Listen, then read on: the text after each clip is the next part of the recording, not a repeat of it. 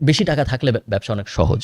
আপনার বড় ব্যবসার ঝুঁকি কম হয়। বড় ব্যবসার হ্যাঁ, পারতপক্ষে আপনি দেখবেন বড় ব্যবসার ঝুঁকি কম্পারেটিভলি কম ছোট ব্যবসার থেকে।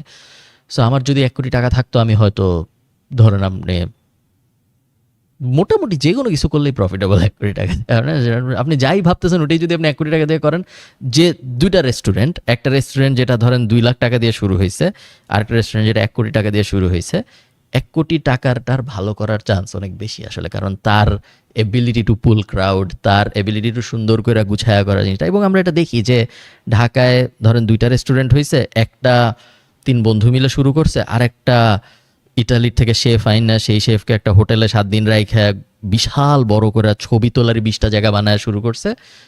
৫ বছর পরে যে আপনি দেখবেন সেকেন্ডটাই আছে। এবং বেশিরভাগ সময় এটাই হয় যে বড়টা যে যত্ন করে করছে, বেশি বাজেট দিয়ে করছে, ওইটাই থাকে।